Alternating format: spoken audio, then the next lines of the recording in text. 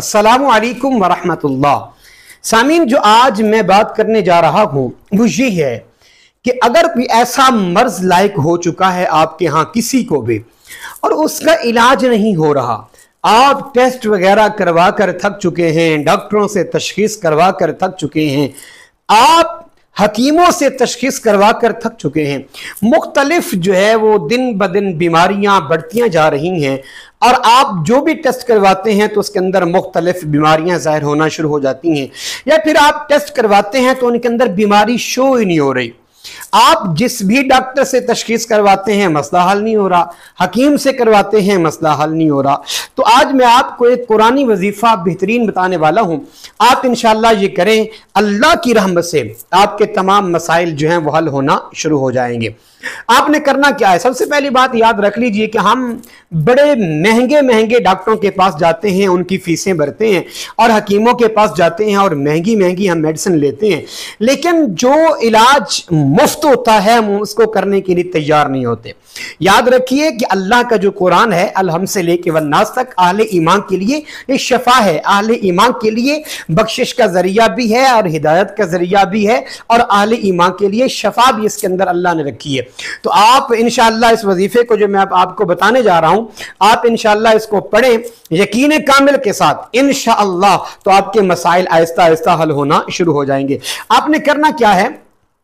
आप सुबह की नमाज के वक्त जब अजान हो जाए तो आप सुनते पढ़ लें, सुन्नतें अदा करने के बाद अपने पास बोतल में पानी रख लें और 141 मरतबा आप सूरत फातिहा की तिलावत करें और फिर उस पानी पर दम करें, अपने आप पर दम करें या जो आपके घर में मरीज है आप उस पर दम करें। और इसके बाद फिर आपने 2 रकत नमाज फर्ज अदा करने, पहले 2 रकत सुनते अदा कर लें, उसके बाद 141 मरतबा सूरत फातिहा पढ़ें और उसके बाद अपने ऊपर भी दम कर दें, पानी पर भी, और जो घर के अंदर मरीज है जिसके लिए आप कर रहे हैं ये अमल तो आप उस पर भी दम कर दें और उसके बाद आप 2 रकत नमाज फर्ज अदा करें। इंशाअल्लाह अल्लाह के फजल से आसानी होंगी। उसके बाद आपने ये काम करना है कि सुबह की नमाज अदा करने के बाद उसी पानी के ऊपर सूरत यासीन और सूरत मुज़म्मिल, सूरत मुदस्सिर और कुरान की आखिरी 2 सूरतें कुल अऊज़ु बिरब्बिल फलक और कुल अऊज़ु बिरब्बिन नास, ये दोनों सूरतें इनको आप 41 मरतबा पढ़ें, यानी कुल अऊज़ु बिरब्बिल फलक जो है इसको भी 41 मरतबा